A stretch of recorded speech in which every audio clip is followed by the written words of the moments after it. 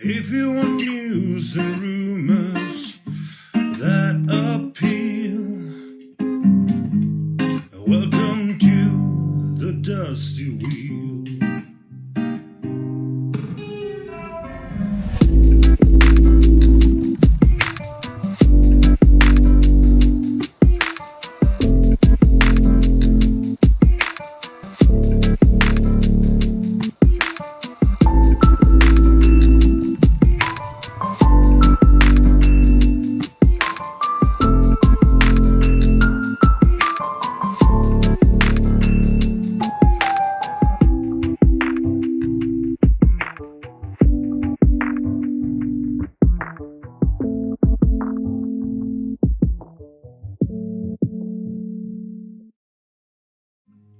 If you want news and rumors that appeal,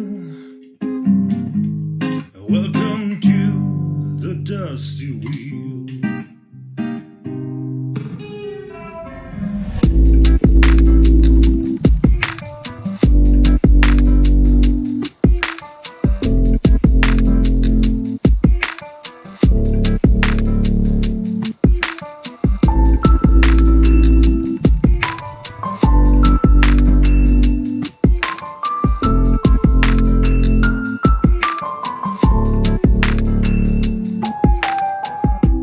Hey, welcome back to the Dusty Wheel. I'm your host, the Innkeeper, and this is our live call-in talk show all about the Wheel of Time. We're about to get started with our last episode of 2020. But as a reminder, come back here next WOT Wednesday for 2021, and we'll actually have an episode all about what's coming up in January. That's all we got for announcements. Let's get back to it. Our 2020 Wheel of Time on Amazon Prime Rewind. And to do that, let me welcome my expert guest panelist to the show. Welcome, everyone. Cheers. Cheers to 2020. Hey. Hello. Yay. We have John Fallon. Hey, yeah, nice t-shirt, John. John Fallon is Dances with Spears on Twitter, and he also is a writer and contributor to winteriscoming.net. John, thank you so much for being with us. You've been covering the Wheel of Time here in the news for the entire year, so I'm looking forward to your opinions. Thank you very much. I'm excited And of course, to be here. Yeah, I'm excited to have you here. And next to you, we have another John. John from WoTUp. Hey, how's it going? Well known to the audience here. Love having you here, John. I can't remember the last time you were here. Was it recent? Are you counting 30 years? I don't know. Are you counting how many episodes you've been on now? Has anyone hit 5? Are we at 10 yet? I don't know. At least 72. At least 72. Yeah, exactly. And of course, Sarah with WOT series, or WOT TV series, I guess. Sarah, thank you very much for showing back up here for a second time, I think, with us. Can't wait to hear what you have to say about all the news from 2020. And last but not least, good old Joe from Talk'aran'rhiod. Hey, man, how's it going? The Showcast. All of you should know more than I do. That's news is your business, is what I'm saying. So I'm just a mere host at the end. Looking forward to hearing what you all have to say. Was the best, I don't know if we'll do worst, but the highlights at least of 2020 when it comes to Wheel of Time and Amazon Prime. So let's jump into it. John Fallon, you're up in the corner. Let's start with you. When you think about the Wheel of Time and Amazon Prime as far as 2020, what's top in the list of highlights for you? I really enjoy a lot of the Q&As that Rafe does. I think, he did one recently, so it's kind of fresh in our minds. So what I enjoyed the most was one that he actually did after production shut down. So I think it was in March, and he did a Q&A.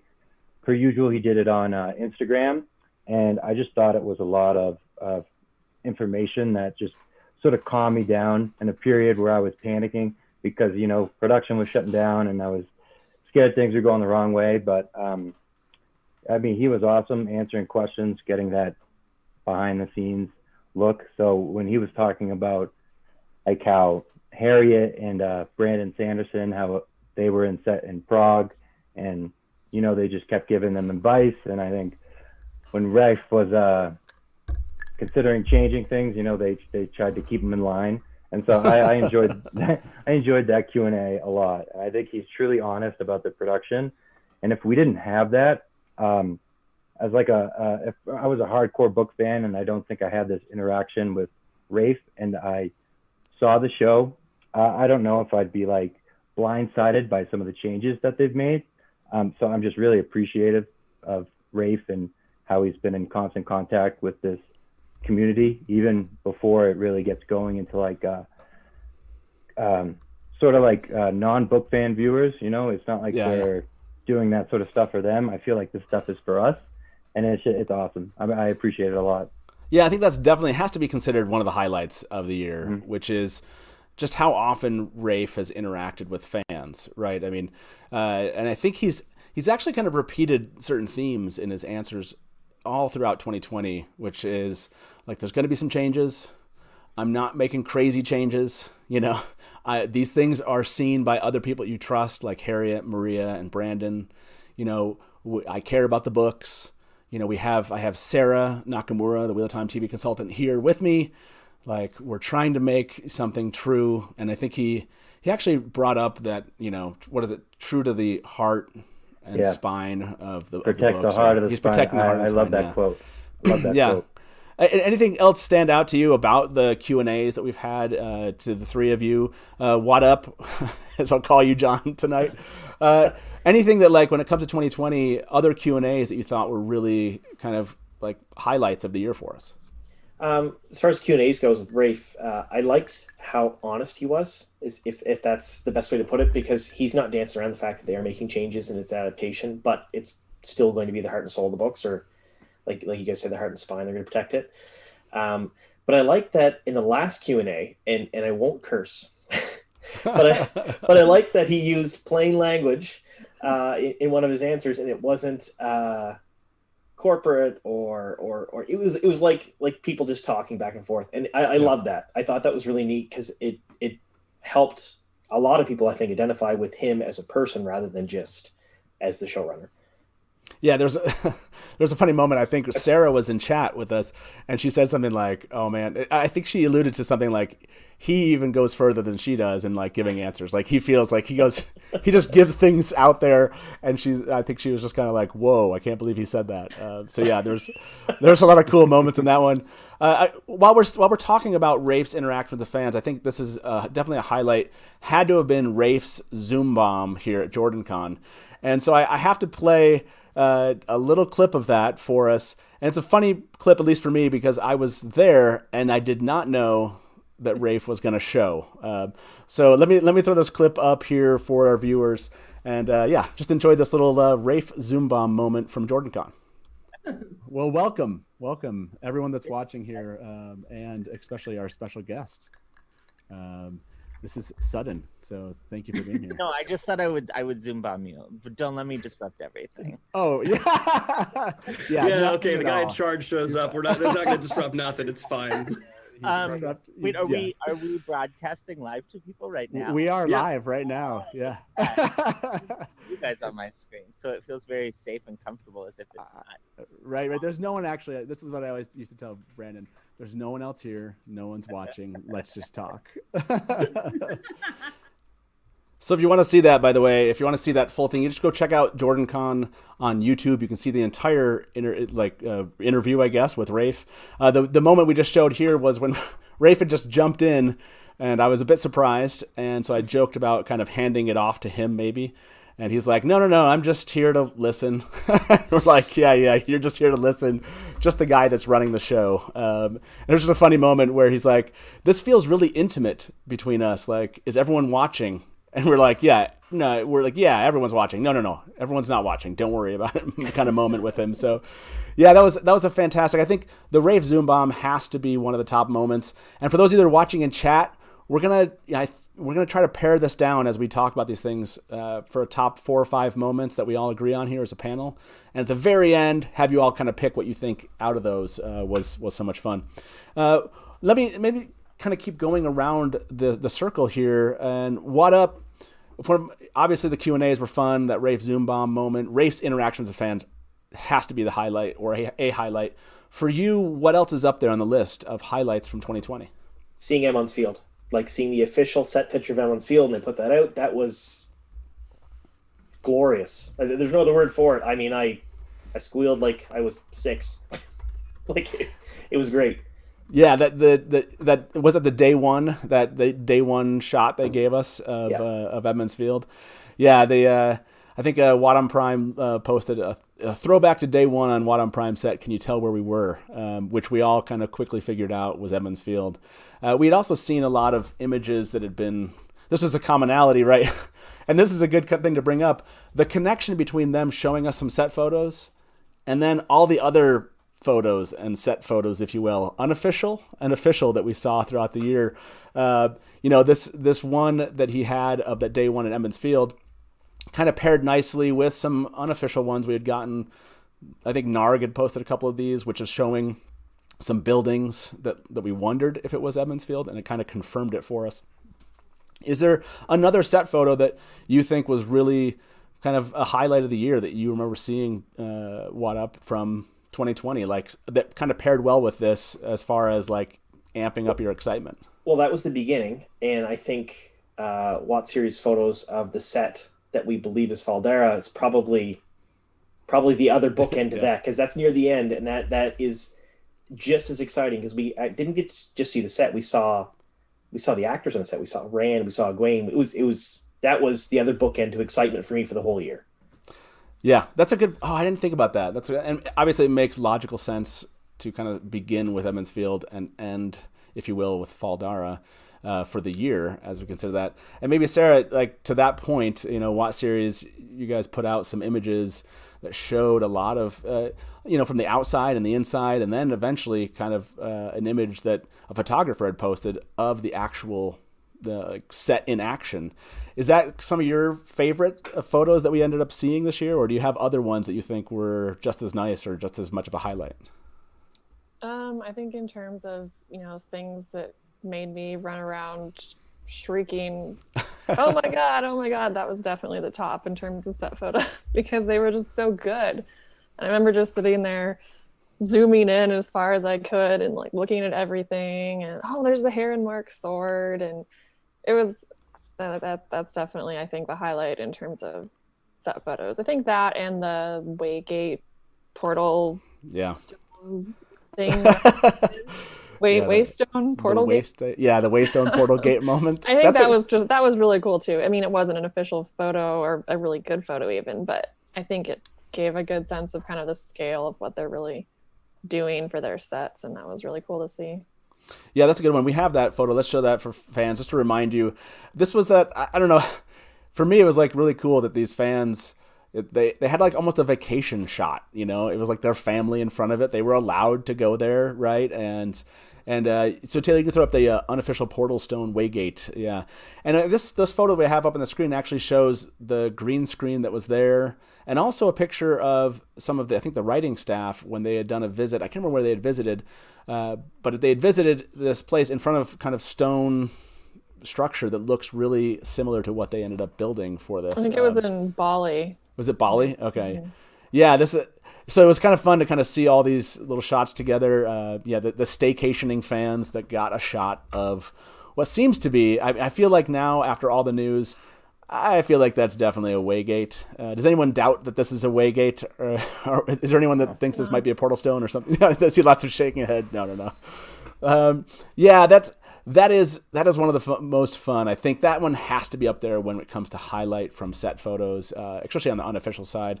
And well, Joe, I mean, for you, have we talked about all the ones that you think were kind of highlight for you, or are there ones that are coming to mind where you think like that was a really meaningful kind of moment in the news? I think you guys hit the ones that I would have said. There was one other one. It was a picture of Rand and Matt. I don't know if I was leaked, I think earlier on this year on set. Like it looked like they were actually filming a scene, because Barney was like in like a kind of like a making a motion like he was acting. And I remember like talking a lot about that and looking at the picture, the buildings in the background, and then comparing it to the pictures of the Edmonds Field set and being able to connect the dots on that one. So that was a lot of fun. And that was like early on. So that was like one of the first ones we got. So yeah, that started off the year. Yeah, there was a lot of news in that kind of January to March timeframe where we were seeing a bunch of images unofficially sometimes, like that one you mentioned. We actually had that one from Rafe with Rand on the mountain. We actually can show that one to Taylor if you want to throw that one up. Rafe posted this one. I think it was, I want to say January or February timeframe. And he mentioned apparently Twitter strips location data as well, which I think is a funny callback to Brandon's photo, right? Yes. So here it is if you don't have Instagram. And you see Rand. Now that we've gone through the entire year, we got this one at the beginning of the year. There was a lot of speculation on what this might be. And you want to kind of speak up, where do you feel like this photo relates to now? Anyone can jump in. Yeah, where do you think? I still think it might be a dream. Okay. I want to believe it's a dream. So you think Rand on the Mountain is a dream one? I think it might be, yeah. Okay. That's an interesting. I want to say that, because John Fallon, he showed a shirt, like Tarman Gaidan shirt up there, and in my head that like speaks to what we see in Tarwin's Gap a bit. I wonder if this is a Tarwin's Gap kind of photo that they took. That still kind of sticks with me. Now that we know we're going to Faldara, now that we know that's going to happen, that's kind of where I'm at. Anyone else have a different theory they still ascribe to? I like the dream theory. I kind of thought like maybe like a vision early season, because they could be adding new stuff. Could be a vision of just him and like Dragon Mount. It could have been with some CGI if they make it a little bit bigger. That'd be an interesting thing that they could add. Yeah, it definitely could be a dream one. I think there's some other unofficial stuff that we saw this year was Moiraine behind the scenes. Yes. I think that was a crew member kind of threw that up there. The Wolves video that was actually posted, a lot of wolf dog images that we saw. WOT series had posted a couple at a time and kind of had seen some news because, correct me if I'm wrong, Sarah, that was it was a company that worked with wolf dogs and they had posted about being part of the show. Is that correct? It's a kennel in the Czech Republic that I know they breed the wolf dogs. I don't know if they only do them for film and TV type stuff or if they're just a general breeder, but they definitely train a lot of them specifically for filming. So yeah, these are two excellent highlight topics. The first that the Johns have brought up here, when it comes to these photos that we're getting. But Sarah, do you have a highlight so far that hasn't been brought up that you think for 2020 was kind of the best of when it came to the news? I don't know if this is really counted as news or not, but I think a highlight for me was Barney Harris's very brief social media. What an extravaganza. Oh my gosh. And that I think was just so fun because I was just like, oh my God, he's mad. Like, this guy's nuts and it's great. And it was just really fun to watch. You know what it reminded me of? The camera roll from The Hangover at the end. Well, it came at such an interesting time over the summer, which was, I think if I remember correctly, it was over the summertime, and there wasn't a ton of news that I remember coming out. And there was this moment where he just started interacting with the fans, and there was like, I don't know, it felt like was it a month? I don't remember how long the time frame was, but it was. Maybe? I agree with Bane and Chad said Barney Harris MVP of 2020. Yeah, I think that's totally fair. And you're bringing up a really fun topic of 2020 highlights, which is. There's been so much interaction from the cast and crew when it comes to fans on social media. Like, I feel like, and I don't know how to compare this. I don't know if, John Fallon, if you've seen this in other fandoms and how much the cast and crew before a show ever premieres is interacting with fans. But this feels like a lot. Like there's a lot of Q&As that they did. If I correct me if I'm wrong, Joe, you ended up getting an interview with Jennifer Cheon Garcia. I want to play this clip that you posted here for viewers. Yes, if you have not seen this, Jennifer Cheon Garcia, who's playing Liana Sharif, actually did an interview with the Talk'aran'rhiod podcast. If this is the first time you're hearing about it, go check out the interview. It's a lot of fun, and you can see just how starstruck the other two cohorts of Talk'aran'rhiod, especially Tom, if I remember correctly, is when he meets up with Jennifer. So let's play this little clip for our viewers here. Liane. We had a Okay. okay. Oh, okay. Oh no, Liane. We were saying Liana. Liane. Liane. Okay. Yeah. Oh, wow. Locked in. I know. Even me, I looked online and saw other, same chats that you were looking at and how they say it differently, and I went and I was like, who am I? Am I Leanne? I thought you were Leanne. My name yet, but that's like step one in character. Right. So what I love, so this moment that we just posted here was about where she was giving an explanation of the pronunciation of her name. You had all just heard her say Liane, I think was what she said. Mm-hmm. And then I don't know if all three of you were like, oh, and the pronunciation is such a huge thing with Wheel of Time fans. You're all like, oh, is that how you pronounce it? And I think, Joe, that is how you think it's pronounced, right? And because you were, at least in the moment of, you were like, that sounds right to me. It did. I always pronounced her name Leanne, and I know Leanne, a lot of people pronounced it Liana, and then she said Liane. And what was funny about that, we were like, oh, because I thought she was going to say Liana, and then she got confused for a minute. She was like, wait, did I say it right? And we're like, what are you asking us for? That was so funny that she had actually said in that clip that she had gone and looked that up, online. She wanted to kind of get a feel for like what is the correct pronunciation. That I think that name, it's kind of like Nynaeve's name. Like there's so many different ways that you can kind of add inflection. It's like I used to say Nineveh or Nynaeve. There's so many different and there's like Leanne, Leon, Leanna, Leanne. There's just ways that you can. And I used to say Lon reading the books. So Lon, did you? That, yeah. Oh, that was another. That was one of my favorite. That was around the same time, the whole Lan Lon controversy when Daniel Henney did his Instagram Q&A. Yeah, I love it. You just brought that up. We actually do have a clip where it includes him using that, and actually he answers a question. It's like a good minute-long clip. Let's play this one about Daniel Henney. He's answering a question about what it was like, I think, to embody the role of Lon or Lan, depending on how you say it. So let's show that one, Taylor. Aspect of playing him. Most challenging aspect of playing Lon is just the physicality, just the unrelenting physicality of the character. I mean, I have played a lot of physical characters, and I'm a physical person. I mean, I played college basketball. I practiced martial arts, screen fighting, years and years of stunt work. And this is the first time, like when I first got to the Czech Republic and the stunt guys had choreographed some of the scenes we were going to do. It was the first time in my life when I'd looked at something and I had this sort of fear, because not fear of playing him, but fear of, I don't know if I can pull this off, the physicality, the action, what they're asking of me. But we did, and very, very happy with how it turned out. So in this clip, he was talking all about this idea of just how much he was a little bit trepidatious, I guess is the word. He was a little bit fearful that he could embody the physical requirements of the role. And he does say Lon, which did kick off a little Lan versus Lon controversy among fandom. And I don't have the clip here, but if you go back, I think I Instagrammed this. You can go find this one.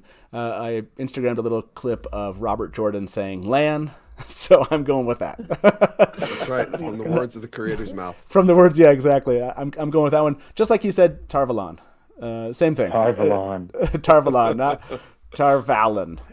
Yes, I am fully prepared to just everything I know about Wheel of Time pronunciation, just throw them out the window. It's gone.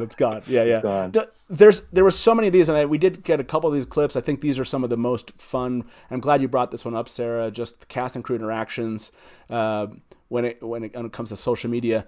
Sally, I don't know why I always go Sally, Jesse. It's just, I think it's from the 80s. I go Sally, Jesse, Raphael. Every time I say the name Sally.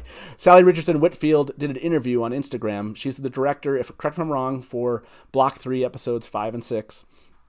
And she did an interview on Instagram, and she was really cute. She was like, I can't really say much. So this is about a series. It's got 15 books.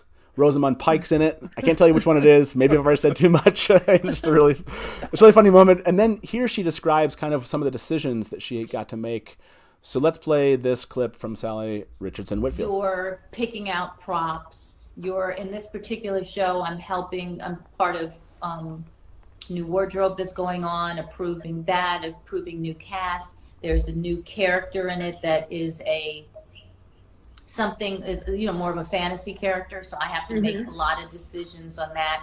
Huge sequences, like with, I probably had 3 or 4 sequences that had maybe 300 people in it.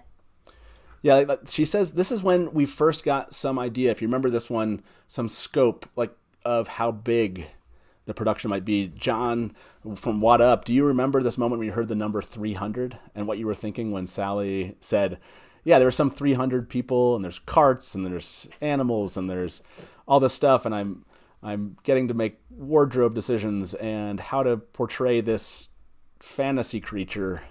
We're all like, do you remember that moment? Did it expand how big you thought this was when she did that interview? A bit, yeah. I mean, you watch other fantasy shows like Lord of the Rings, the movies and things like that, and when you see these big scenes when they're in cities or they have these big massive sets, I never really pictured the Wheel of Time that way, because I mean, I'm just excited about everything, and I don't think of it in that way. But as soon as she said that, it became real, and I started thinking of it in the scope of Peter Jackson's Lord of the Rings or like those type of productions, and I was like, they're really going to go all out for this. They're going to rival Game of Thrones. That's when I really started thinking. I mean, I always thought it a little bit, but that's when I was like, yeah, Game of Thrones is garbage compared to this. Wow, no, that's a statement. Don't count your chickens. John from WoTUp. It will be on Instagram tomorrow. Game of Thrones is just trash. Yeah, it was a cool moment, I think, for fans to hear that, because we understood from rumors we got about budget, like how big this might be. But when she talked about this, she talked about them spending almost twice as long on shoots. Like maybe an episode might get 7 or 8 days. I think she said. Maybe I'm wrong and remembering that wrong, but she's like, no, this gets like, we spend like 2 weeks on this kind of stuff. Anyways, the way she was explaining it was they're putting a lot of time, more than you'd ever get in anything else. So.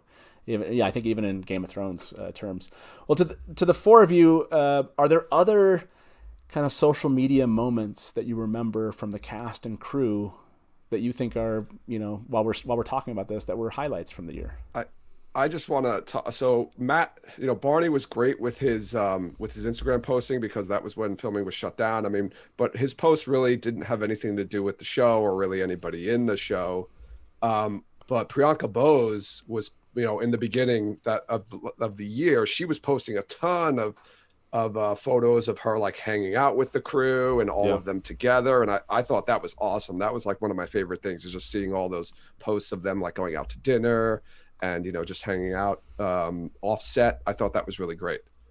Yeah, she got, I don't know, there was a moment, right? She was responsible for some of the biggest news in January, because she posted the script She posted an image of the script, which showed the title of episode 5 being Blood Calls Blood. And that sent WoTUp down this, I can't even explain what happened, but John, he just went, he was like, this is going 2 books. 1 season. And I started this is 2 books, 1 season. Like, he had episode after episode. But Blood Calls Blood being the title. And I want to throw this image up. It shows an image. This is all like the script selfies image, Taylor. You want to throw that one up? This shows, like, she posted this image of the script, and then it got taken down. We're like, oh man, Priyanka. And then like the next day or 2 days later, all of a sudden, the internet was full of script selfies from WoTUp Prime posted them of all these people you're seeing on the screen here. We have Rosamund Pike, Yosef Shadowski, Marcus Ruda, Daniel Henney, Hamad Anmashan, Madeline Madden, Barney Harris, Priyanka Taylor, Napier, Daryl McCormack, Kate Fleetwood, Jennifer Cheon Garcia, Maria Doyle Kennedy, Peter Franzen, and of course, Sarah Nakamura. All these people started posting and were like, oh my gosh, they had another table read. Why don't we have a video from the table read? That's what I kept asking myself, like, where is the table read video? And most of these people we didn't know about were in the show either. So like a good half of them. Yeah. What a great way there was nothing, I think, for the first 2 weeks of the year, basically. And then all of a sudden we found out Kate Fleetwood is part of this. We started getting, Jennifer Cheon Garcia, we now knew who she was playing, Maria Doyle Kennedy and Daryl McCormack. And Peter Franzen, all of a sudden we're like, okay, this blew this wide open now. These new casting announcements. So thank you, Priyanka. I don't know if they always intended to do that, but much thanks from the fans that you posted that one, because that kicked off like a really fun way to kind of spend January. Yeah, that's a great one. Anyone else have a moment that stands out to them, social media wise, from cast or crew as far as interacting with fans? I have a couple.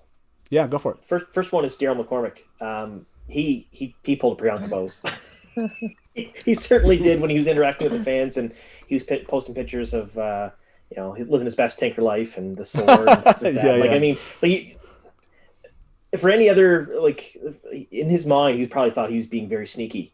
Yeah, exactly. he was not. I mean, that was a good one for me. And I would say the other one would be, all the cast and crew have been interacting with the fans, but Juliet and Christopher both are quite active on Twitter and quite active on Instagram, interacting with fans.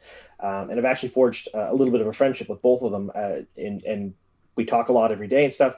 And they actually were gracious enough to wear a couple of WoTUp t-shirts and show it, which was pretty neat. That, to me, personally, that felt pretty cool to me. The Cothans, right? The Cothans are owning this with Fandom, 100%. Right? Their son, the parents, they're doing a fantastic job interacting with fans. They're really gracious, down to earth people. I feel they're that beautiful. definitely. Both of them are beautiful people. Absolutely. Yeah, and definitely, and Barney always struck me that same way too. He was sharing his music, and he kind of wanted to engage with fans at a level away from the character at times. It's just like, this is what I'm doing. I think he actually got up on Instagram and he invited, basically, I think Rob with Malkier Talks was able to talk to him just for 30 seconds or a minute or so, and then Barney was like, "Okay, this is too much. I'm out." But it was a really cool moment. Yeah, there's definitely a lot of ones we haven't mentioned. The water bottle. Does anyone remember that one? Mm-hmm. All the birthday posts and hanging out after filming. You could tell the cast seemed to get along really well. So yeah, fantastic. John Fallon, anything else that sticks out from social media interactions you've seen that we haven't mentioned yet, where you think cast and crew have really done a great job of interacting with fans? Well, I liked when we were still guessing who Jennifer Chion Garcia was. She sort of dropped some hints. I think it was via emojis, and it was just a blue square, a book, and then an hourglass. And I think, being the fans that we are, I think we guessed it in a matter of minutes, but it just shows that they're sort of understanding the book. And, we've seen a couple of times where they're reading the book, and, it's going to be hard for them to finish, 14 books while they're working on this show. But I appreciate that effort and stuff like that. I liked a lot. Another thing, I think there were multiple cast members that sort of just talked about how when they walked on a set, they'd never seen something so massive and just so well produced and just awesome. And like we said before, but you got 300 people in this shot, and that's something that gets me really excited. I don't know if that counts as social media interaction, but that's what I like the most. Yeah, I definitely think that fits in. I love when Jennifer Chion Garcia did that. You could tell she's also another one on social media that's been great about, obviously, jumped on with Talk'aran'rhiod to do that interview. And she's always very much engaged with fans on Instagram. When we're saying this, if you have missed any of this, if people that are watching this now, you really just got to follow everyone on social media, Twitter. And I see them on Twitter and Instagram, maybe most often on Instagram. If you really want to just be there in the moment when these things happen, just check them out there. And if you happen to be watching here with us, enjoying a little 2020 WOT Rewind, and you're here from Twitter or Facebook, we're going to say goodnight for the evening from you. I hope you've enjoyed the sneak peek in the episode. Come catch the rest of this and the rest of this discussion over here on YouTube. You can find us, just look up the Dusty Wheel. We'll be over here for another hour. And with that being said, we're going to open the call lines. If anything that we've missed, maybe we've missed something from a highlight perspective of these kind of social media interactions and things we've talked about, feel free to give us a call. The number's 1-313-TALK-WOT. That's 1-313-825-5968. We'll weave you into the conversation. We continue to have all about kind of the highlights here. And I saw this one jump in, John. I want to mention this one. You also had an interview with an extra. I did, yes. And that was a really cool moment. I think it happened, I want to say it was was that May timeframe? I don't know. It feels like it was on the earlier side of the year, if I remember correctly. It was earlier. It was around the same time that Joe and them had their interview with Jennifer. With Jennifer, yeah. That was the extra interview. That was the first something like that had actually come out. Do you have any kind of highlight summaries of that moment that you can share or want to share? Basically, what it was is as soon as they agreed, I didn't know what to do. I kind of panicked a little bit because I was like, okay, how can I do this and not get anyone in trouble? Because that was my biggest concern. Because yes, they're willing to talk to me, but what if they say something they shouldn't? And I'm not quite sure what they can't say. Right. So I try to tailor a lot of my questions to them to be very vague and let them answer how they would. And they were really good about it. They talked to me quite extensively before anything went out, and it was all over email, so they could physically write down what they wanted without making a mistake. I think their words were they didn't want to Tom Holland it. That's a good idea. Because if they said the wrong thing, then they crack down on the rest of them, of course, right? But it was a pretty cool moment for me. There was a few questions that weren't used. There was some other stuff there that I might put out at some point or another as a bonus episode eventually. But the bulk of it actually went into the video I did, which was really neat. I had a good time with that. Yeah, it's really cool. If this is something you haven't seen, didn't know about, and you're watching this for the first time, go check out WoTUp's YouTube channel. You can find this episode. I'm sure you can just look up, I think extra Wheel of Time WoTUp, and you'll probably find it. But yeah, go check out his channel. It's a great video. Really, really interesting answers to those questions. We don't have time to cover all of those here, but yeah, please do go check that out. It's wonderful. Now let's move on to you, Joe. When it comes to highlights, we've talked about a lot here. What stands out to you from all the news that we got in 2020 as one of its highlights? Ooh, so many. I do like the Q&As. I think, though, I'll have to bring it up now, but the whole Steve bonanza. I think was just so much fun. How could I forget about Steve? Oh, it was just so much fun. It still is. Trying to figure out who Steve was and who he could be, and it was Dana as well. We don't talk about her as much though, but she was confirmed as Dana, so I think that's even more bizarre. So I think those two are the ones that I think that I really liked, and I thought they were a lot of fun. Steve was so great because I was watching Bridgerton on Netflix the other day. And the actor who plays Steve is apparently in that show. And as soon as he appeared, it was like a 2-line role. And I was just like, oh my God, it's Steve. And my husband's like, what are you talking about? Steve. Like, never mind. It was fun seeing him pop up. Yeah, if Steve is not something you're aware of, it is actually, I think Phil Snowden is his name. And he on his CV shows that he's in the Wheel of Time show and as the name Steve. And it took over Wheel of Time fandom. Like, this is so true. There is a Church of Steve on Facebook. That's how elaborate this became. Steve Gate 2020. Yes, we did an episode. It actually, I think there's 6,000 or 7,000 views on that episode about Steve. Like, it was, people were just so excited to talk about Steve. And all of Twitter of Time basically changed their channels to Steve names. We were the Dusty Steve show. That was, I don't even know how to explain that moment. It was just hilarious. And it was Steve Althor. Yeah, Steve Althor. I think there are still Twitter of Time channels that have the name Steve in them. All the Steve memes that came up. Steve is the new Bella is the creator. Yes. Jessica's saying here in chat, I do hope that Steve is Semeshta. What are your thoughts here? Sarah came into chat when it might have been during that episode about Steve, and people put out some theories, and then like someone asked her like, which of all the theories, do you think are right? And she's like, I don't think any of them are right, or something like that. I can't remember. Yeah. She said something in chat. We were all like, what does that mean? Like, I don't even understand what that means. So any theories on Steve at this point after 2020?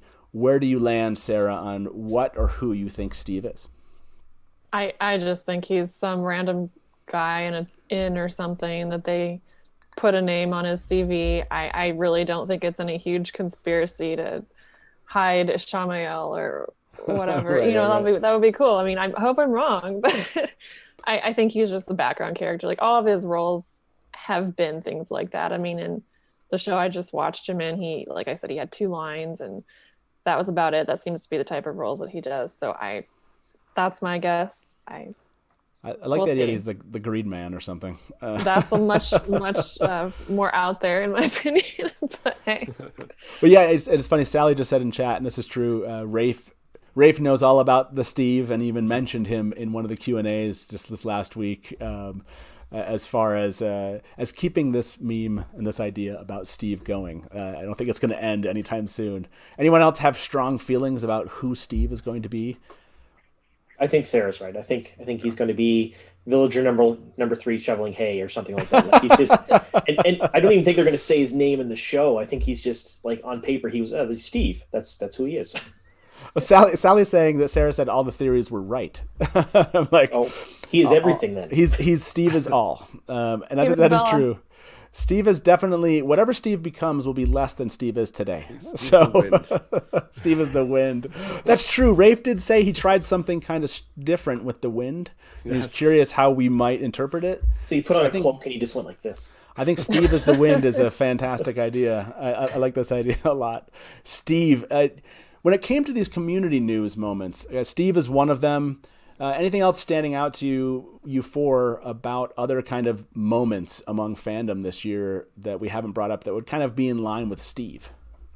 I don't think anything can top Steve. that was the biggest moment of the year. I have to bring this one up, though. I don't know that's true. Vimeo audition tapes. Yes. Oh. I mean, John was on our show for that. We talked the entire show, just about those and nothing else. About those, yeah. Yeah, if you have not heard about these, you're too late. That is to say, you can go to WOTseries.com and you can find transcripts of what we're talking about here. But there were a variety of Vimeo audition tapes throughout the year. I think there were some early in the year and then some later in the year. And basically, it's actors that posted their audition tapes to Vimeo, maybe to make it easy to share. And these showed up randomly. And we don't know exactly how this works as far as the timing of when these things showed up. But they did tell us or suggested a lot of interesting ideas in the scripts. Does anything stand out to the four of you as far as those audition tapes and just something memorable that stuck out? Moraine on the road with a bunch of other Aes Sedai. I mean, that's a huge one right there with Leandrin and I think Alana was there as well. Logain with Logain, yeah, we're like with procession basically. That was a massive thing. And again, they are audition tapes, so they can either be A, exactly as is in the show, which is not likely, or B, changed a little bit, or C, completely different but keeping the spirit of the characters. So yeah, we don't know, but that was like a really cool one to find.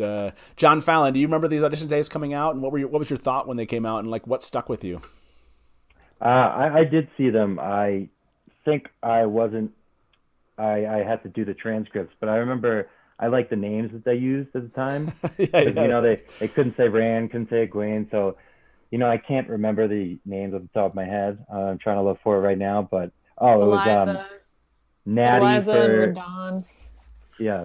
It was Natty, for Nynaeve and... Was it the Naha Reborn? The Naga. Or something like that? The Naga. Oh, the Naga yes. Reborn. Yes, like they had all these. One was just called the Dark. It was awesome.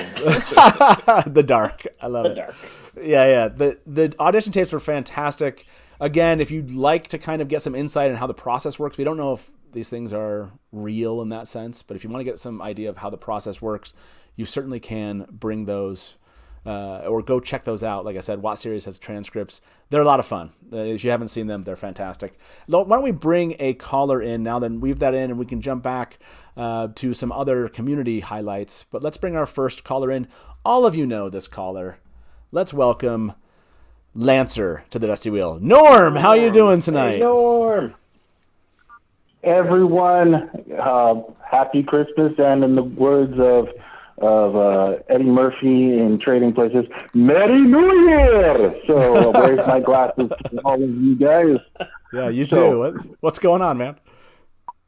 Well, I wanted to share that I got 2 good and 1 bad, so if you just bear with me.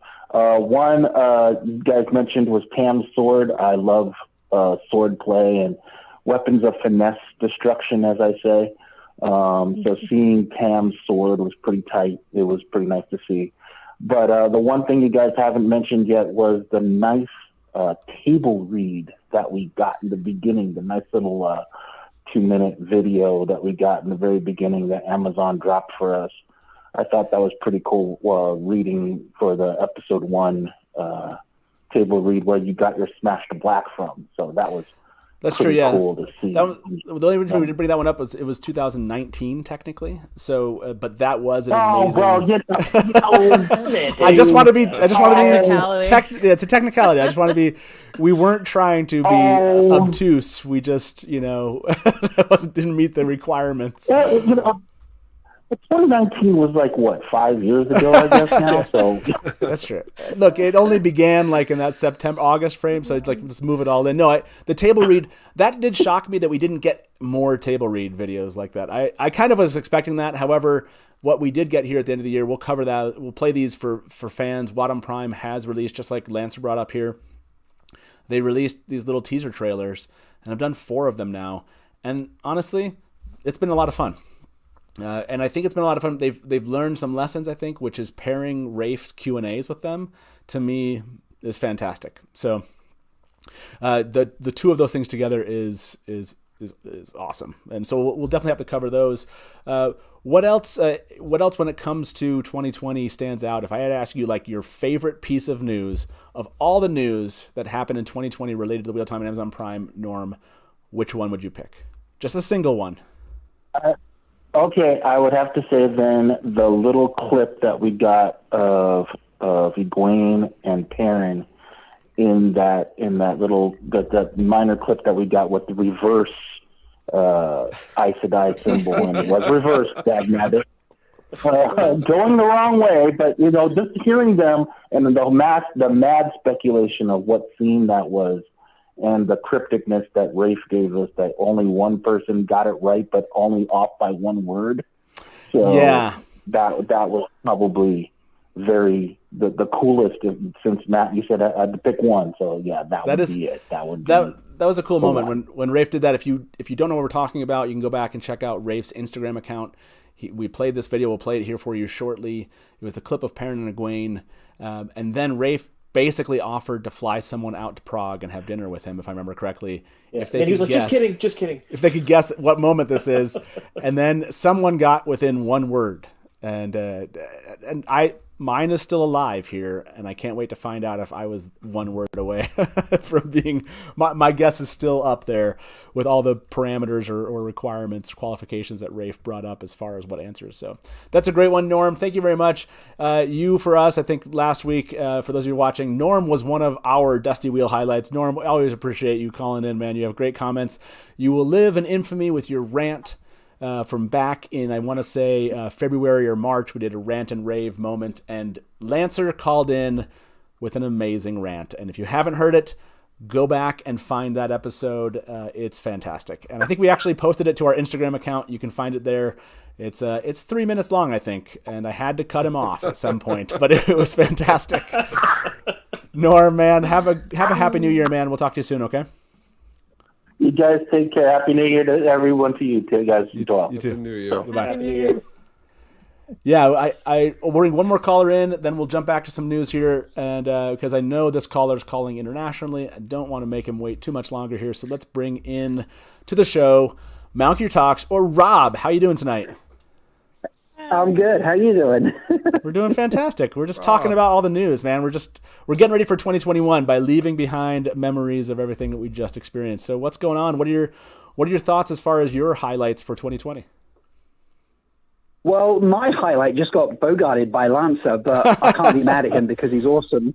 But the reason it's such a highlight to me is because it wasn't so much that it was backwards on the little imagery they gave us there, but it was more the fact that everyone's like, no, it's not backwards. You got to flip it or do this or do that. And then Lauren from Unraveling the Pattern just went into like, I don't know, some sort of obsessive, it's totally wrong. Oh my God, let me do this and fix it for you type of thing. And it was wonderful. It was so much fun. But yeah, that was one of my highlights, just because it was in such good spirits. Like nobody got really majorly upset because everyone's like, is it actually wrong? I can't tell. And we were more confused ourselves than whether You know? I think I was being like, well, if you were looking behind it and you were in water and the person looking in front of you, then technically for them it would be in the right way, but for you it would look wrong. Yeah, I think it was me and Lauren went back and forth on that one, and he actually did correct it. You're right, and he put that in there. Yeah, Lauren unraveled the pattern in that moment. That was well done, Lauren. He did, call out. Yeah, that was a fantastic one. If you couldn't pick that one, Rob, which one would you pick? What's your second on your list? Oh, I don't know. I enjoyed the Steve Gate situation, although I didn't change my Twitter name. I just did a week's worth of jokes for it. But yeah, it's just been an awesome year, really. I just seen the questions that Rafe keeps answering, and Sarah even hopping on Instagram doing live for a bit and just chatting about, you know, her life and stuff. That, you know, Sarah's just contribution all year long has been so great because, you know, she gives us little teasers even without saying anything, and then hops in chat here and says, one of you is right, or something like that. You know, it's really good fun to interact with her. Yeah, no, absolutely. I think that's a good one. We'll actually continue talking about that one after we let you go. Rob, yeah, great to bring up Sarah in this moment. Definitely fits within that kind of community moment idea that we were just talking about here. So, Rob, as always, really appreciate you calling in and sharing your thoughts here. Looking forward to hearing your voice on Lauren's upcoming video. I think it's tomorrow. For those of you who are watching, Lauren from Unraveling the Patterns. Yes, it is, yeah. He's releasing a new video. He does these amazing 3D animations along with kind of doing some kind of, you know, I guess 101s, you know, this one's the Age of Legends 101, I guess, for the Wheel of Time. So that's dropping tomorrow. Make sure you check out his channel. Also, it's Unraveling the Pattern. Rob, have a good evening, man, and we'll see you in chat. Absolutely. Cheers. Yep. Cheers. Bye. So that's a great one to bring up. Sarah, I think, fits in. That I would say that Sarah, from a community news standpoint, she's part of the cast and crew. You could also put her in that category. She's been great about sharing as a fan, her thoughts, and also as a member of that team and being the Wheel of Time TV consultant. She was on the show. If you have not seen the interview that I did with her, you should, because she was so kind to answer. Like, everyone was really good and they asked fantastic questions, and she answered all sorts of questions about the old tongue and what they're doing with that, about costuming, just all sorts of things about her day-to-day, what she does and how she does it. Go back and check out that episode. And like Rob mentioned, she shows up in chat and often interacts with fans. There's a whole, if you go back and watch last Wednesday's morning episode, I thought it was in the morning, she was answering. There's like a second show going on in chat, which is so awesome because it gives me something to go back and I have to go back and watch chat after I do this to see what she was saying to fans. You know, people come in and they were getting news from Sarah, from Rafe, and doing the live stream at the same time. It was fantastic. So yes, much love to Sarah. I would say she is definitely part of the highlights, if you will, of 2020. She saved us from bears. Yes, 100%. She saved us from bears. That in and of itself, yes, that's worth it right there. Sarah saved us from bears. Although someone pointed out, they're like, you know, I think it was related to, I can't remember if it was Trollocs or what, but seeing like just a charging, you know, this huge group of charging bears would be quite interesting. I could picture Perrin riding on a bear. He's like a Disney princess. He can just talk to all the animals. Exactly. So we have Steve, Vimeo audition tapes, Sarah's interaction with Fandom. Anything else sticking out to the four of you as far as like community news moment highlights? Yeah, John, go ahead. Yeah, I love talking to you about the Winter Dragon pilot, because I remember it was my first time really talking to you, sort of interviewing, just learning about your role with everything, and then I thought the Winter Dragon, the cut was awesome. I love, you made me love Billy Zane, which was crazy. Okay, you brought that is, and it's a weird one, right? Because it definitely is tied to the Wheel of Time Amazon Prime. I loved it too. Obviously, I got to work with my son on that. We did our own cut. What John's bringing up here, if you don't know, we did our own cut of the Winter Dragon pilot from back in the day, and we chopped it up and we kind of remixed it. And it got some fun reactions from fans, actually. And if you haven't seen it, Taylor, go ahead and play. I think this is a trailer that we put out after we had premiered it. And not as many people saw this trailer, so this one's a lot of fun. Go ahead and play that one, Taylor. Trade Satan, the great Lord.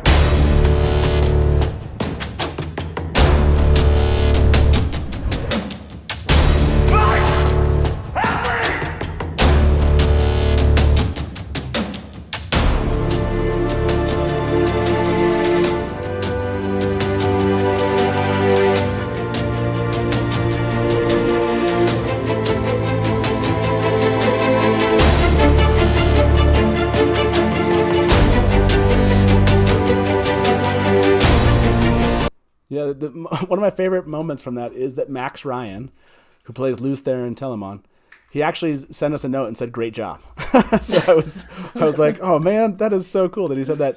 It was a fun thing. Taylor and I will do some more stuff like that in 2021. We've already talked about a couple things that we'd like to do, just random stuff that's not necessarily directly related with the show. But thanks for bringing that one up, and thank you for writing that article. That was really cool to have that brought out. There was another article that's written about it, and it was like, I think it was Almost Saves It was like part of the title of the article. It's like fan edits notoriously terrible pilot and almost saves it, I think was something like that. And I was like, that Almost Saves It to me is high. That's high praise. So yeah, thanks for bringing that one up. That was a fun one. Anything else that you guys can think of from community moment standpoint that you think was a highlight from 2020? It's not so much show related, but we got not one, but two 24-hour, live streams. One put together by Twatcast and the other one put together by Rob from Outget Talks and Andrew from Black Tower. Both of them to raise money for charities, and they were awesome. They were fun. They were both, exceeded targets and money to raise. Twatcast got Harriet on their live stream and Maria and Alan. So those were two great, I think, moments in especially during this whole COVID pandemic. I thought those were two great highlights that kind of helped keep the community sane during this time. Yeah, I think you had Jordan Con in April, and Jordan Con Podcastathon too, in July. WOT Spoilers did their WOT Spoiler Con in October, something like that. And then the what was it? WOT Holiday that was put on in December. Yeah, these, if you don't know, there's just a plethora, I love when I get to use that word, of Wheel of Time content creators now. And those are great moments for you to kind of check out other content creators to see if you might like them. So make sure to go check out, like I said, the Twatcast on YouTube still has that one from the summer. You can go find them. Jordan Con, you can find theirs posted on their YouTube channel. I think SpoilerCon posted theirs. Is that right? They posted their videos afterwards on their YouTube channel? Maybe, I can't remember. And then you can find WOT Holiday, that 24-hour one on Malkier Talks channel. So yeah, that was from a fandom moment. I think from community news, that was a lot of fun. That's a great one to bring up here. And the one that's coming to mind for me that we had kind of talked about was the show budget. WOT series. A lot of fans are doing a lot of great research into what's going on and finding a lot of great stuff. And I don't remember who first posted the stuff about the show budget. I know, John, you did a video. I know everyone here probably posted some things about the budget. Where's Sarah at? Yeah. Pointing at Sarah. Sarah? Yeah, exactly. It was Omar, I think, found it. Nice job, Omar. Yeah, WOT series posted that one, and we were all like, what's the budget? It's like, big. That's what it is. The budget is big for the show, and I think that's a huge piece of news to come out of 2020. The budget is big. Amazon is really...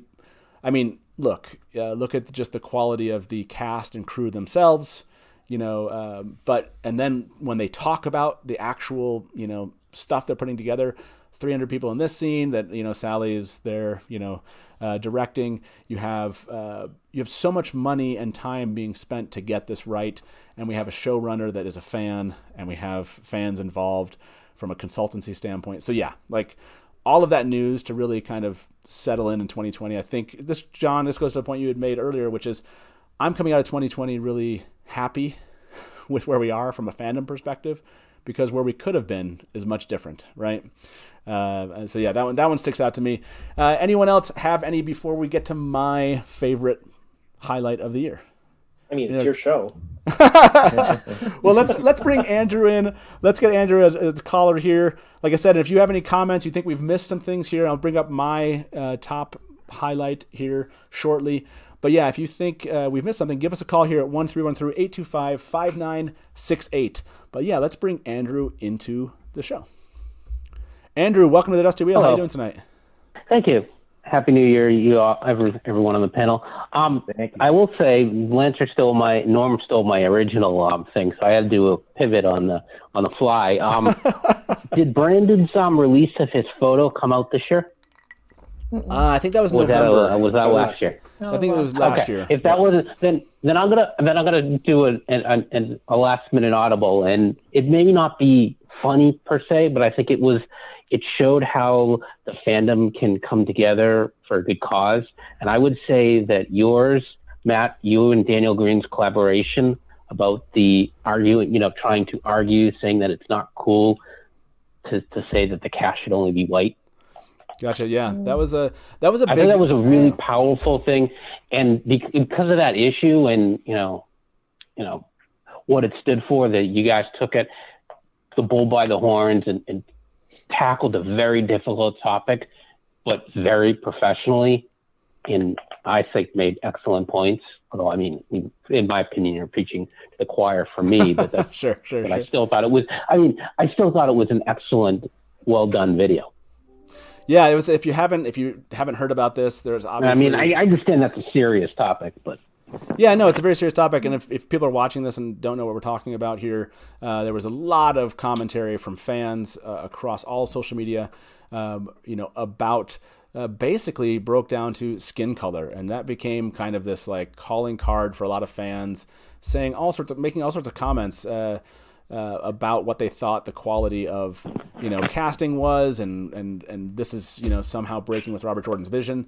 Daniel Green and I did a collaboration together. You can go check it out on his channel. You can watch that and see what we had to say from basically the perspective of fans.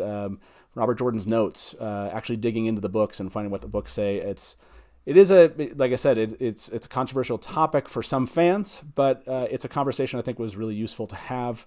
And really important to have, something we shouldn't just allow to sit, in my opinion, in fandom unresponded to. So thank you for bringing that one up. That wasn't on my list, but yeah, it definitely was a moment in 2020, and something that I think galvanized some fandom together around this idea of what we should or shouldn't be talking about, or what we can and how we can talk about something or should talk about those type of things. So I appreciate that. Thank you very much, Andrew.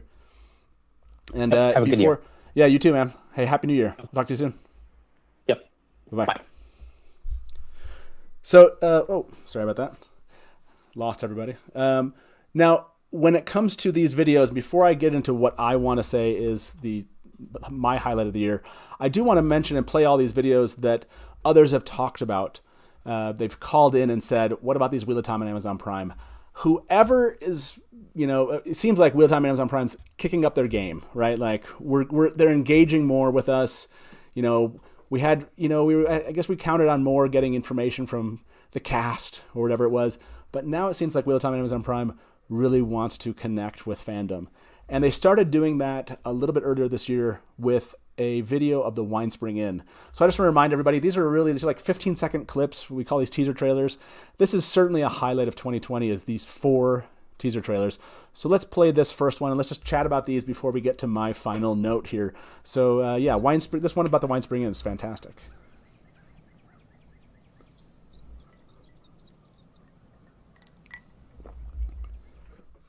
So that was that wasn't even 15 seconds, right? That one was so short.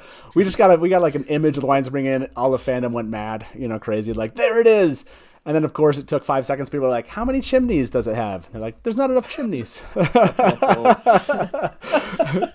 Immediately, there was a question of like, didn't they read the books? There's supposed to be 7,000 chimneys. That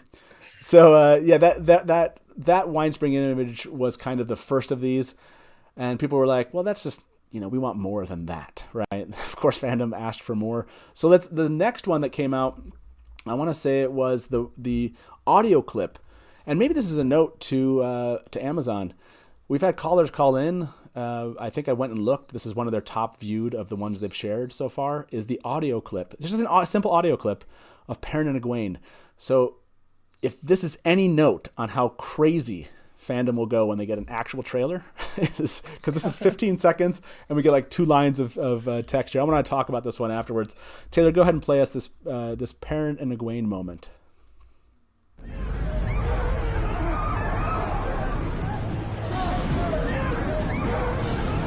You ready? No. Me either.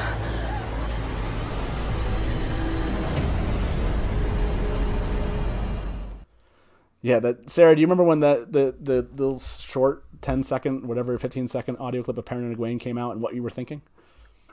Oh yeah, that was great. I think that came out right before the first time I was on the show, and it kind of took over some of what we were planning to talk about. That did. That's right. We started. It was right after we had found those set photos, and so. Yeah, we had to break that down. This is the clip you just heard that Rafe actually was going to fly someone out to Prague, and he believed no one would answer it because this is not something that happens basically in the books. Mm-hmm. And he was wrong. Somebody got really close, and that was a lot of fun. I think the connection with Rafe to the release of this, to me, is what the secret sauce is with these things that Amazon is doing, which is Rafe has done a great job of interacting with fans. He's a huge fan and geek himself, and the connection of that just set Fandom like wild on this one. Is there any comments here, Joe, John, and John, about this one with Perrin and Egwene? Something you kind of walked away from or looked forward to because of it? Yeah, go ahead, John. Yeah, I thought so. Everyone was giving their answers, and they were great. And I think one of my favorite ones is that they were saying that Perrin and Egwene were getting ready to dance. They're at Beltane. Yeah. And I thought that was a pretty good guess. I'm not sure if that was right, but I thought that was it was funny. It was funny. It made me chuckle. Yeah, like a simple dance moment. That'd be great if it's something that it seems so intense. There's swords in the back, but in reality, it's just them getting ready to dance.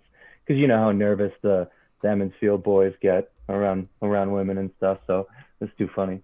Yeah, that's a good point. Yeah, WoTUp? What were you gonna say? Well, I liked, honestly, like I enjoyed the clip. I thought it was really cool. I geeked out as much as everyone else, but I think more than enjoying what the clip was and guessing what it could be and what Rafe did was how everyone reacted. I mean, such a small thing. I mean, it was really 10, 15 seconds of audio, and that was it. And I mean, I have to say it was badly done CGI. Like, poor research there. but that little clip of audio, which is really nothing at all, made everyone go crazy. Like, that's all everybody talked about for weeks almost. Like, that's if that isn't a indication of how passionate the fandom is and how everyone is really looking forward to this, I don't know what could be. Because, I mean, really, if you do that with any other property or show, most people go, so... But here, everybody's just freaking right out, which is nice. It's really, really good to see. Yeah. I think the part of it was the mystery of like trying to figure out what this was. And I think that's what engaged the community so much. And that's why it probably got so many views, was because people just kept playing it over and listening over and over to try to figure out the background music was looped. You know, people were like, is this even the background music that's, or the background sound that's going to be in the actual clip? Or did they just threw it in for us? Yeah, exactly. So I think there was a lot of great discussion and speculation on the actual, you know, what scene this was and, you know, what it had to do with the episode or the show that, or what episode it was going to be in and things like that. So yeah, I think stuff like that is really what gets the fandom excited. Yeah, like, and this point has been made, and I think Rafe even made this in the last Q&A, which is this is the stuff for those of us that are content creators or sitting here talking and doing news, following this on a day-to-day basis. This is for us, right? Like, in the end of the day, this isn't for some random person. There's no fan out there or no person out there that's never heard of the Wheel of Time that's like, look at this clip that these people just released and let me listen to this, and I'm so excited. No one cares but other than us. And so I've really appreciated the fact that Wheel of Time and Amazon Prime has realized, you know, or maybe they've always known this and they're just now finally kind of ready to engage at this level, but they're certainly ready, and they're iterating, right? They gave us a little wine spring in photo, and it was like, that was okay. Then it was like they gave us some audio, and I was like, okay, that's really good. And Rafe kind of interacted and they saw how powerful that was. So then the next one that came out, I want to say, which one was the next one? It wasn't the guitar. We got the sword. Yeah. Sword. So let's play the sword one here for everyone, because why not? It's like 15, 20 seconds, and it's a fun clip. Go ahead, Taylor.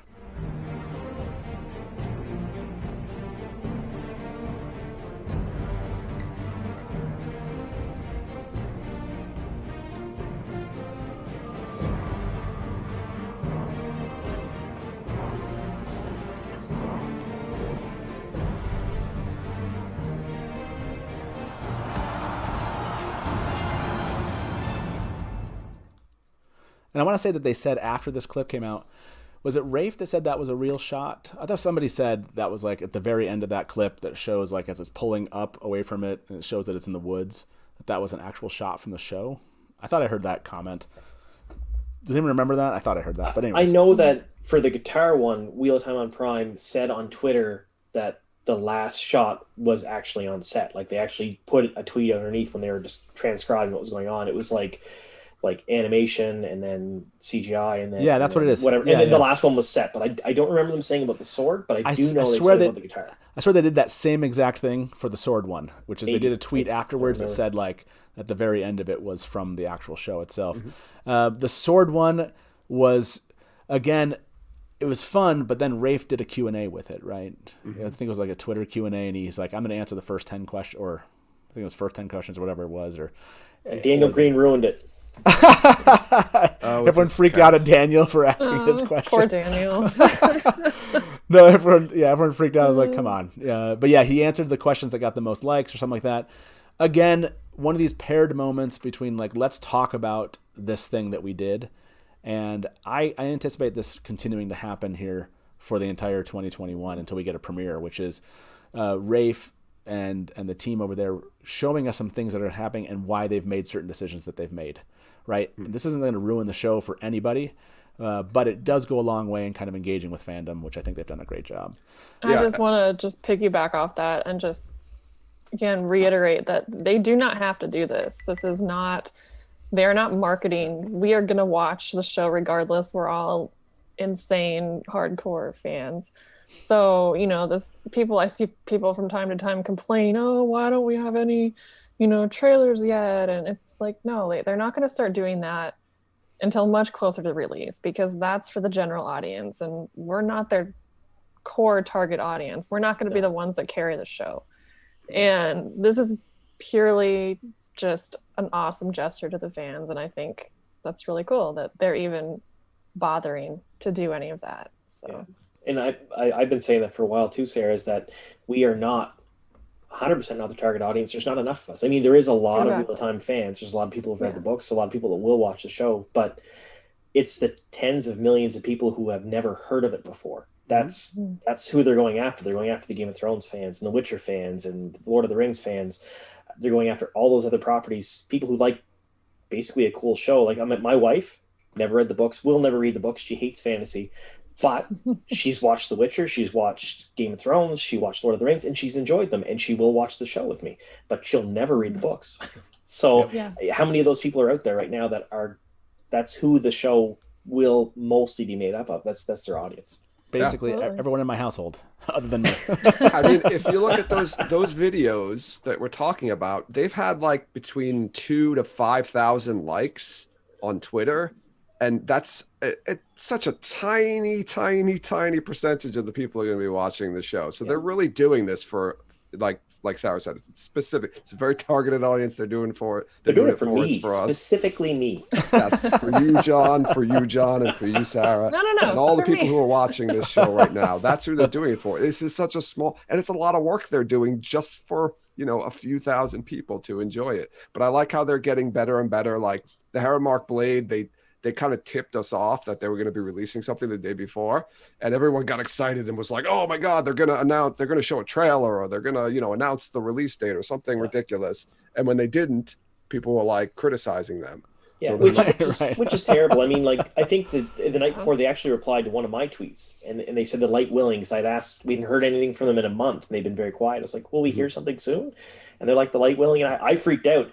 And it could have been anything. It could have been like, what did I say? Rafe's belly button lit. They could have showed us Rafe's belly button lit, and I would have been ecstatic. And I actually challenged them, and nobody replied to me. Of course, it's foolish, but I said, if you show me that, I will do a 10-minute video on his belly button lit. And I will do that. The lint in the shape of a ter'angreal or something, maybe, or 100%. lint in like the Aes Sedai symbol, maybe. But yeah, that would just lint itself might not get as much. Yeah, John Fallon, do you have a lot of family members that are friends that actually are like huge fans, or are you kind of an island unto yourself when it comes to your kind of fandom group? I've gotten one buddy to read Wheel of Time all the way through, and I'm really proud of that. So, and now he's on a reread, and he's telling me all the things that he's finding on like foreshadowing and all that, and that's really fun just to see people go through that. And I'm hoping, he's going to be a huge fan of the show, and I think it's really important that like us, content creators and people who write about the show, is that we're also giving the show publicity. And then when I think of like Game of Thrones, and I think of the content that they created that sort of hyped up the show, and people were looking into theories that made people get into Game of Thrones, and we're part of it. We're part of we're going to snowball like all of these things that's going to just grow the show. And I'm really excited for the show to take off, because I think our jobs are going to get a lot harder, but it's going to be great. So I'm looking forward to it. Yeah, Taylor and I were just talking about that. Like the week of the premiere, we're just like, I don't know. There's going to be moments where we're sleeping, and there's going to be moments where we're streaming. It's like going to be sleeping and streaming. I guess that's going to be the oddity moment of that. But so much fun, yeah. I thought was really fun was this last one that they released happened to be on a week that I was off of work, so we jumped on and we went live like 10 minutes before they might have released something. Excuse me. And I think Sarah and Rafe had then sent out like tweets and comments like, "What are you doing today?" or something like that. Like, it was like really kind of like, and everyone was like, "Oh, something's happening now." And we happened to be live when they released this last one. Let's show this last clip, this last teaser trailer of 2020.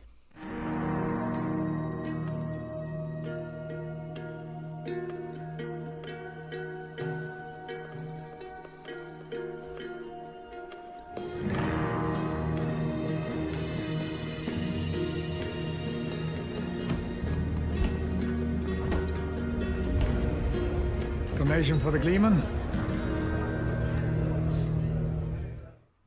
Yeah, the guitar moment. Tom and his guitar. There was so much there. Of course, they blurred out the script, so we couldn't read basically most of the things, although it seems like we've divined some of the things it says there. And then, Rafe did a Q&A on Instagram. Again, like there was, I think the live stream we did with this was 2 hours long, and Rafe was answering stuff, and Sarah was in chat, and WoTUp Prime was, responding on their stuff. It was like the best moment, and it just reminded me of what we're going to all be experiencing here, hopefully all year long, up to end with the premiere, which is just this constant drive of information and excitement and little quirks to stories. Like Rafe went very specific in his Q&A this time, and talked about how like there's going to be changes, and like if you can only go to 4 places out of 10, what would you choose? Because that's kind of going to be what you're going to experience. And he went into those type of details. And again, some fans were bothered by the harp guitar thing. That's caused all sorts of fun conversations. I've never really cared about the harp or what instrument he was playing, I'll be honest. When it comes to metaphysics, look, don't get me wrong. When it comes to Talk'aran'rhiod and other things, maybe I'll get really uptight, but we haven't gotten there yet. Anything stand out to the three of you of the guitar kind of release that you wanted to express before I give my kind of final note of what I think my highlight was? So for me, I was actually happy they changed it from a harp to a guitar, mainly because of the type of music that can be played in a guitar, and Alexander William can play guitar, so there's that. Like he'll look comfortable and normal with it, rather than a harp, which is not super normalized for fantasy on TV and stuff like that. It'll look better on TV, so I was happy with it, but I was more shocked with the people that were like visibly upset. If they're that mad about a guitar over a harp, they just shouldn't watch the show. This is not for them at all. They should go take a Valium and lay down. I feel like those people were just never going to watch it if they were ready to be this upset. They were never going to watch it anyway. Yeah. Right. There's going to be a lot of, and we're going to hear it. And it's going to be, I think, among the creators, I'll be surprised if we don't get those, right? We'll get some creators that put out the videos of like 5 reasons why you should hate the show. Whatever. Like there are people that make their bread and butter just doing that for every property. We're going to have it here. I won't watch them though. Yeah, exactly. Like that. I just anticipate it. Just considering what we've already experienced over the last 16 months, that's coming for sure. Those were awesome. To me, definitely the WOT on Prime sharing behind the scenes kind of stuff here. These teaser trailers is a highlight of the year. The one we haven't really brought up, and it's going to be mine. The highlight has to be just how much cast and crew that we got this year. Taylor, you want to throw this image up? In 2020, all these people listed here.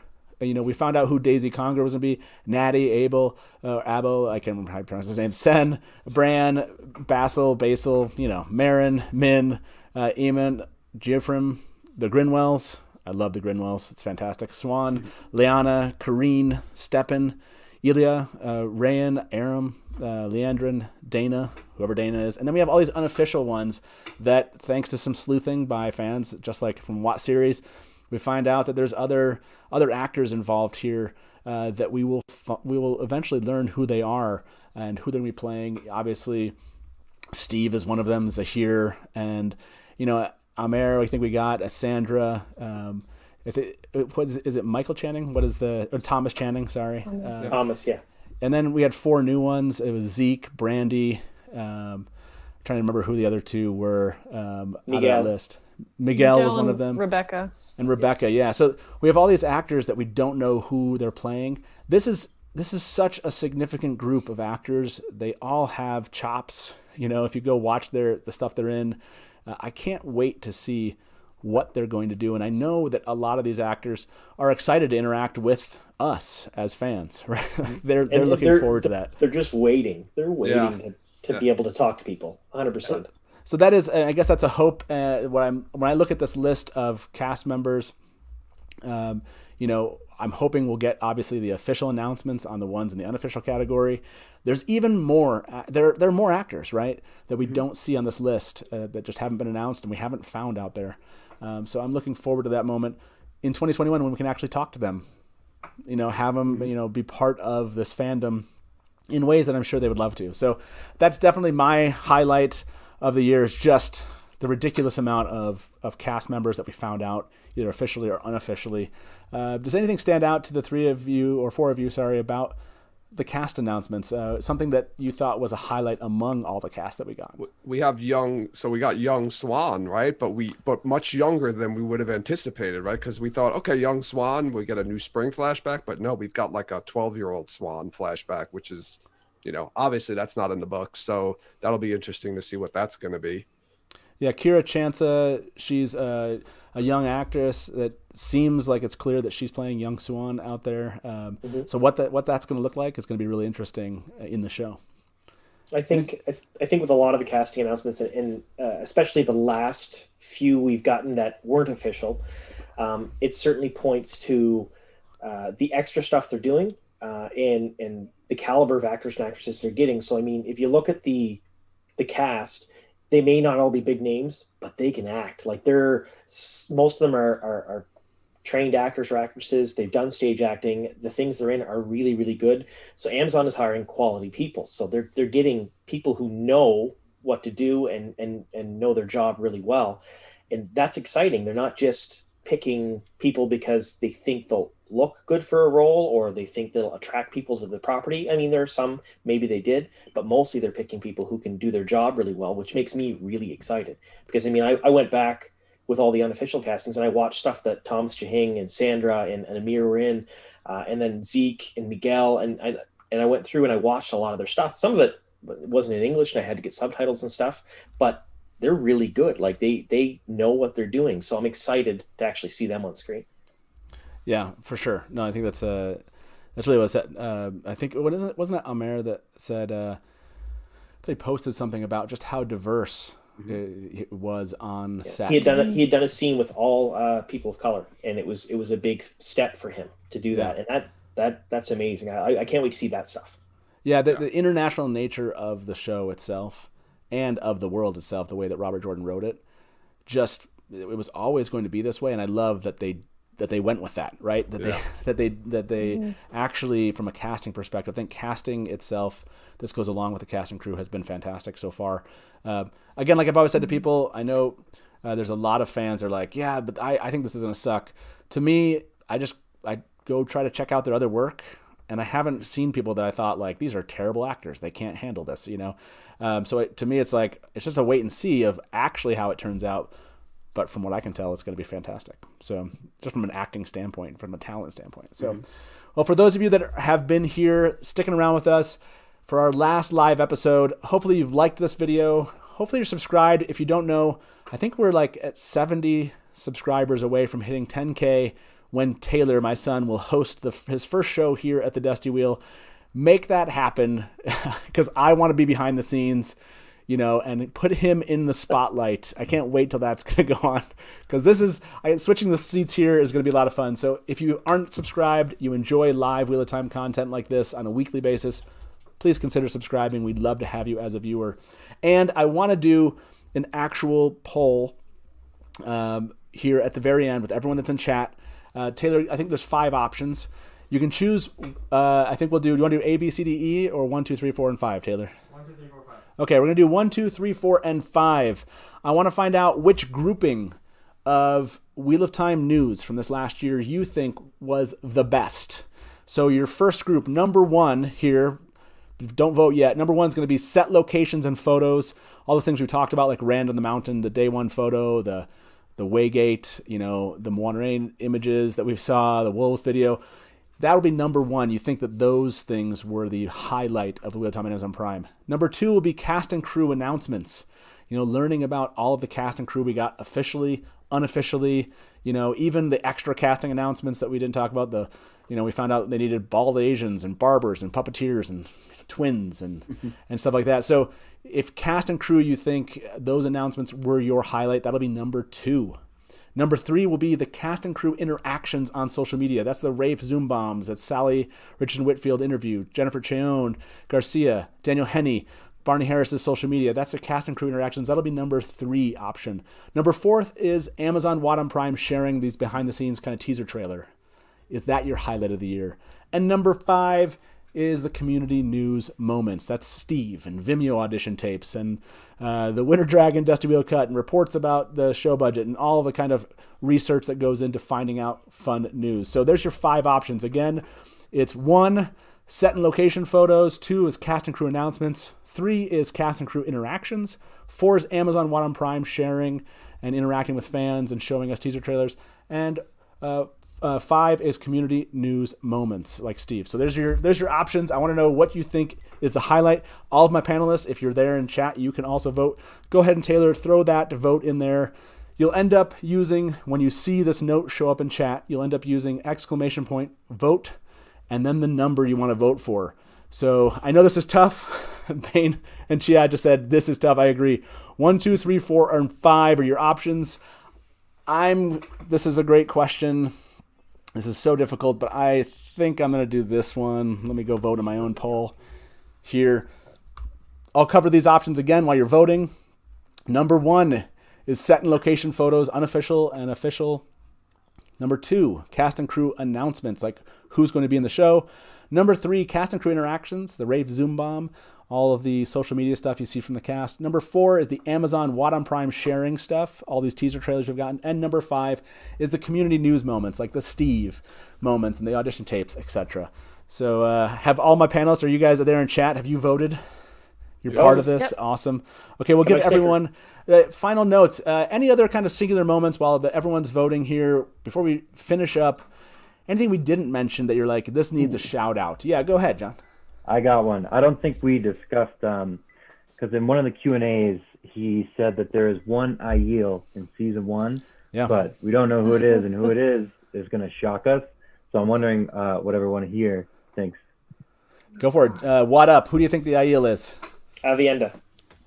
Joe, who do you think the Aiel is? I thought we were going to get either Janduin or Shail as it in the flashback scene. How about you, Sarah? Yeah, I'm with Joe on Shail/Tigraine. I'm going with Amy's. Wow. I think that would be a shocking moment if they've kind of fast forwarded some of her story arc. So, Sally, your show. That's very nice in the chat there.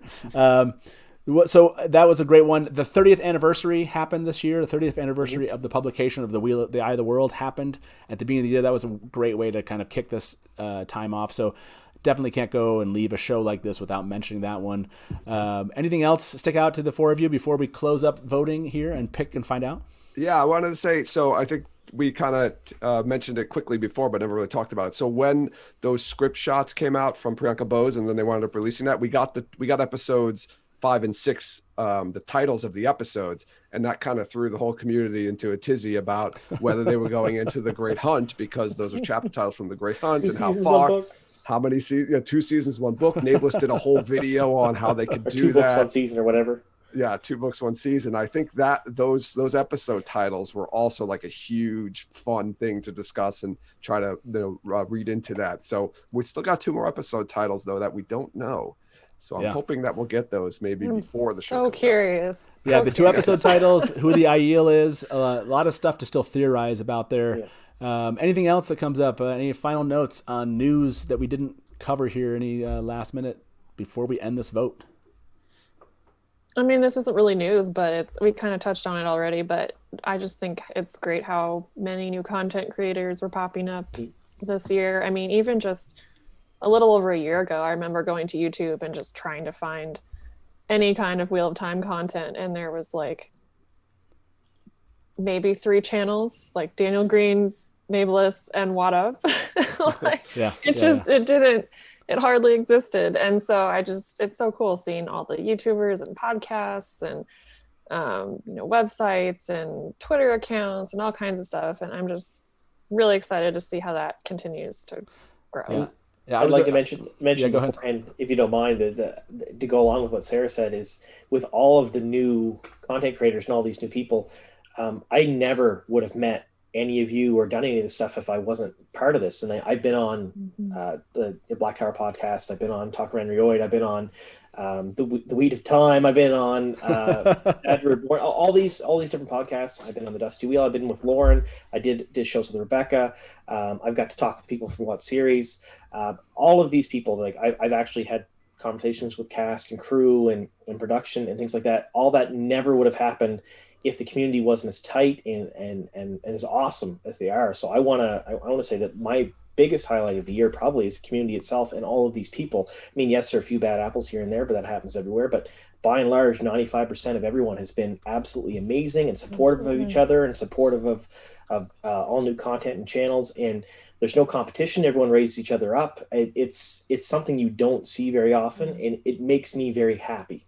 I guess the best way to put it. It helped make a pretty terrible year a little less terrible. Yeah, that's great. That's a great. Yeah, I mean, all of this did, and this note goes out to cast and crew, all the content creators and fans. Getting through 2020 was a slog in many ways, as we say in this community, but this really made it. Honestly, for me, it's a week by week basis. So the year just flew by because I always think about, like, as you well know, like what's happening next Wednesday and who's going to be on and when we do it. And it's been so much fun. So thank you for those of you that have, been on the show and have graciously spent your time here. The 4 of you, thank you so much for doing that and being here tonight, this last moment. And so before we wish everyone a happy new year, like I said, please like this video, subscribe if you haven't already, and Taylor, go ahead and show us who fans here in chat believe what they think is the highlight of the year.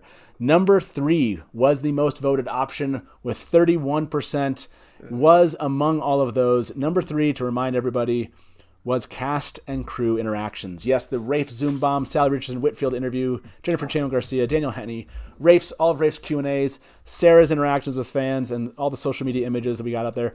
So if that says anything to those of you, cast and crew, keep on interacting with us. And that is to say, that is what we're here for as fans. We really appreciate the time you spend getting to know us, getting to know our fandom, and getting to know the Wheel of Time. And we really appreciate all the time you put into that. This has been a lot of fun because of you in many ways. So thank you very much from us. We look forward, obviously, to interacting with you in 2021. And to the four of you, thanks again. Make sure you go follow John Fallon here on Twitter, Dances with Spears. You can find him there. And make sure you follow him on winteriscoming.net. When he writes there, he writes all about the Wheel of Time there, and it's a lot of fun. His articles are fantastic. John from WoTUp, make sure you go check out John's channel. John is on the ball when it comes to kind of news.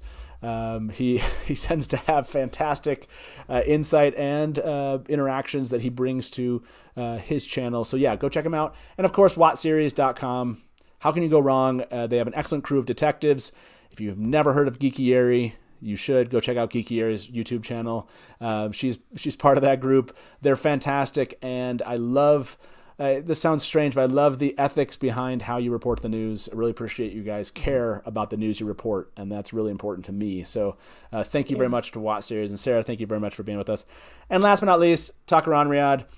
You and I know WoTUp and I, we all kind of started very similar timing and nice. And you were one of early guests, and it was the episode about Talk'aran'rhiod that caught my mind, or that's caught me. And I thought it was so funny because you would say things like, this guy has some questions for us about Talk'aran'rhiod because you'd done an episode about it. And ever since then, it's been a blast to have you all on the show. So thank you very much. Go check out, like I said, Jennifer Cheon Garcia's interview with Talk'aran'rhiod. You can find it. Just Google it. So thanks to the four of you. Thank you, everybody who's watched us in 2020. I can't believe this is the end of 2020 here. Bring on 2021, right? We got a premiere coming. We're going to get a trailer, a teaser, or sorry, not a teaser trailer of our own. A channel trailer is in the works. Taylor's putting it together. It's fantastic. It's a lot of fun. I think you all are going to love what you see. And we have a couple new things coming up here on the channel starting hopefully next week. We'll see if we can't integrate them into the show. Looking forward to 2021 here Taylor's at the Dusty face. Wheel. Taylor's face is coming up. Yes, you will see. Not just his calves. You will see not just Taylor's calves. You will see his face here in 2021. So happy New Year, and as we say around here, good night from the Dusty Wheel. Smash to black. If you want news and rumors that appeal, welcome to the Dusty Wheel. Hey, welcome back to the Dusty Wheel.